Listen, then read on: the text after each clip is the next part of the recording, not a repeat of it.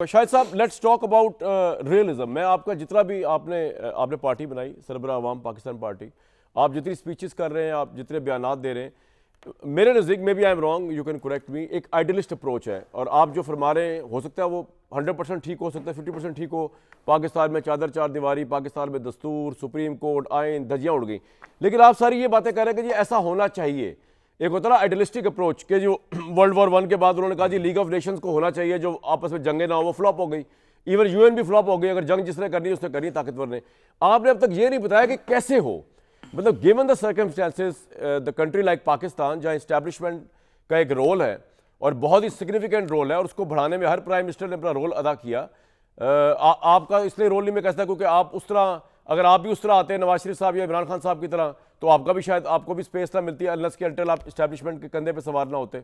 تو اب یہ اسٹیبلشمنٹ کا ایک رول ہے. عمران خان نے اس کو ایک نیکسٹ لیول پہ پہنچا دیا کہ آرمی چیف کیبنٹ کو بھی ایڈریس کر رہا ہے, آپ کو وکٹمائز بھی کیا گیا, آرمی کو استعمال کیا جا رہا ہے پولیٹیشینز کو, اپوزیشن کو جیلوں میں ڈالنے کے لیے, اسمبلی مینیج کرنے کے لیے. اس سینیریو میں آپ کی پارٹی جب یہ کہہ رہی ہے کہ جناب یہ ہو گیا, وہ یہ تو ہوا ہے, آپ کا سلوشن کیا ہے, کس طرح کریں گے آپ؟ عوام تحریک انصاف کے ساتھ بھی سڑکوں پہ نہیں, آپ کے ساتھ بھی نہیں ہے. اسٹیبلشمنٹ ایک ریئلٹی ہے, how to get it done, وہ آپ نے نہیں بتایا ابھی تک. دیکھیں ہمارا ملک بھی ایک ریئلٹی ہے. ٹھیک ہے, آپ کا ملک ان حالات میں نہیں چل رہا اور نہ چل سکے گا, چل سکتا نہیں ہے ان حالات میں. اس لیے آپ کو آج قانون کی بالادستی کی بات کرنی پڑے گی, آئین کی بالادستی کی بات کرنی پڑے گی. اس کے بغیر آپ کا ملک نہیں چلے گا. ہم سب کو یہ محسوس کرنا چاہیے, چاہے وہ پولیٹیشین ہو, چاہے وہ فوج ہو, چاہے جوڈیشری ہو. اگر ہم قانون کو وائلیٹ کریں گے, اپنے اوتھ کو وائلیٹ کریں گے تو ملک نہیں چلتے.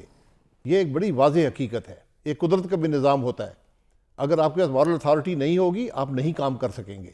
یہی کیفیت عمران خان صاحب کی تھی, وہ کام نہیں کر سکتے تھے. یہی کیفیت آج شہباز شریف صاحب کی ہے, وہ کام نہیں کر سکتے.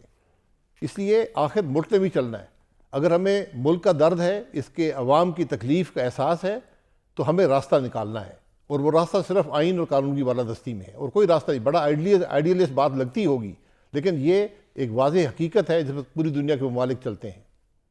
شاہد صاحب یہ تو آپ کی بات ہو گئی نا, میں آپ سے ایگری کرتا ہوں. دنیا میں کون سا شخص ہوگا جو کہے گا جو آپ کہہ رہے ہیں وہ غلط ہے, لیکن میرا سوال تو ایڈریس نہیں ہوا نا سر. میں تو آپ سے پوچھ رہا ہوں کس طرح, مطلب اس کا طریقہ کار کیا ہے. آپ سپریم کورٹ کی بات کریں, سپریم کورٹ آپ کہہ رہے ہیں کہ طریقہ کار, جی بتائیں. جی طریقہ کار میں پہلے بھی بہت دفعہ کہہ چکا ہوں. آپ کے پاس مجھے آج صرف ایک راستہ نظر آتا ہے, کیونکہ ملک کے حالات غیر معمولی ہیں, اس کا حل بھی غیر معمولی ہوگا. اور میں آئین کے اندر, دائرے کے اندر رہ کر بات کروں گا. ٹھیک ہے, آج ملک کی ضرورت یہ ہے, اس ملک کی سیاسی لیڈرشپ جو 4-6 لوگ ہیں, اس ملک کی عسکری لیڈرشپ, اس ملک کی جوڈیشل لیڈرشپ, یہ ایک ٹیبل پر بیٹھیں, ایک ایجنڈا طے کریں کہ ہمارا ملک کیسے چلے گا, اور پھر اس کی امپلیمنٹیشن کے لیے ایک یونٹی گورنمنٹ بنائیں. جو 2 سال رہے, 3 سال رہے, 4 سال رہے, وہ اس ایجنڈے کو امپلیمنٹ کرے. اس کے علاوہ آپ کے پاس کوئی راستہ نہیں ہے. میں حقیقت سے آپ کو بتاتا ہوں کہ آج جس نہج پہ آپ کا ملک پہنچ گیا ہے, جو مشکلات ہیں, جو فیلیئرز ہیں ہماری, آپ کو ملک کے نظام کو یکسر تبدیل کرنا ہے.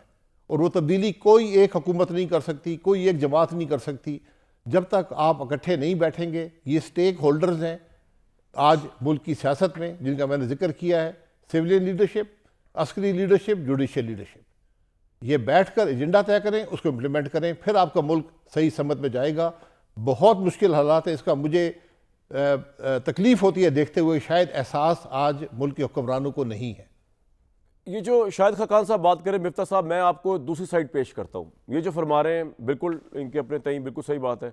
جو میری انڈرسٹینڈنگ ہے, پاکستان کی اسٹیبلشمنٹ جو ہے وہ کسی کے ساتھ اس وقت بیٹھنے کو تیار نہیں ہے. اب شاہد خاقان صاحب اور آپ کی پارٹی کا سارا جو کرکس ہے وہ اس بات پر ہے کہ یہ سب بیٹھ جائیں, اور کہنے کا مطلب یہ اگر اب کوئی بیٹھنے کو تیار نہ ہو تو آپ کس طرح مجبور کروا کے بٹھا سکتے ہیں. یہ بھی ایک آئیڈیلسٹک بات ہے کہ آپ ٹھیک ہے, آپ بڑی اچھی بات کریں کہ سارے بیٹھ جائیں. پاکستان کی اسٹیبلشمنٹ سمجھتی ہے کہ شہباز حکومت بالکل ٹھیک جا رہی ہے, شہباز حکومت is there to stay, Shehbaz حکومت اس لیے کابینہ میں توسیع بھی کر لی, اور عمران خان کا چیپٹر جو ہے وہ ماضی بن چکا ہے, یا ایٹ لیسٹ ابھی کئی سالوں کے لیے جو ہے وہ دروغ ہو چکا ہے, دیوار کے پیچھے جا چکا ہے, بند دروازے کے پیچھے جا چکا ہے. تو اب اس اپروچ کو آپ کیسے ایڈریس کریں گے؟ آپ تو ان سے ڈائلاگ بھی نہیں کرتے, وہ آپ سے ڈائلاگ نہیں کرتے, وہ کسی اور سے ڈائلاگ کرنے کو بھی تیار نہیں. مفتاح صاحب, تو کس طرح پاسبل ہوگا جو آپ سوچ لے کے آئے ہیں سیاست میں؟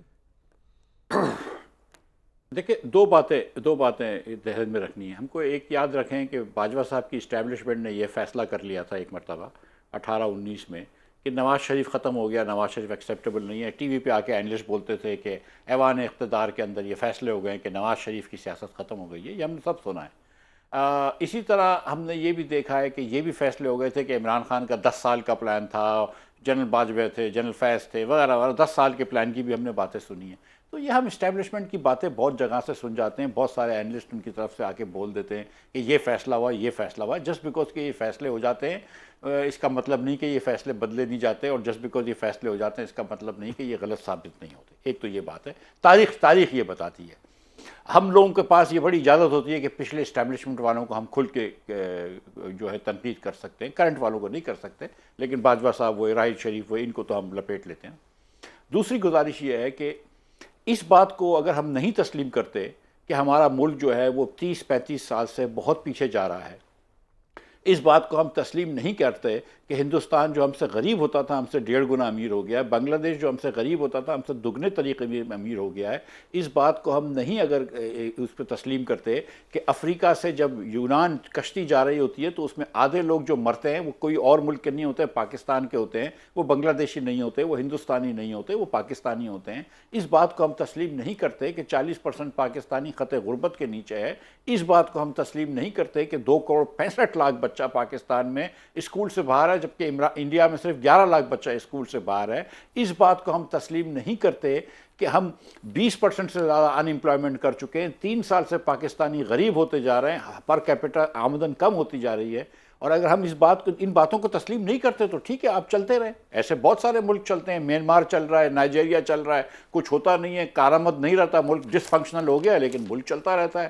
کانگو چلتا رہتا ہے, ہم بھی چلتے رہیں گے. بلوچستان میں آئے دن گڑبڑ ہوتی رہے گی, کے پی میں آئے دن گڑبڑ ہوتی رہے گی, ہم اخبار میں پڑھیں گے, ہم فاتحے کر لیں گے, افسوس کا اظہار کر لیں گے, ہم آگے چلتے رہیں گے. وقت نکلتا رہے گا لیکن آگے تو نہیں بڑھیں گے نا. دنیا ہم سے آگے بڑھ جائے گی, ہم دنیا بھر میں ایک نیوسنس ہو جائیں گے کہ یار چلو ایک پاکستانی سے امید پوائنٹ پہ آپ زندہ ہے کہ لیکن آج ایک ٹیررسٹ آپ پکڑ کے اس لیا پوائنٹ کے ٹرمپ نے. اوپر میں ایک پوائنٹ رکھتا ہوں, بالکل آپ کا پوائنٹ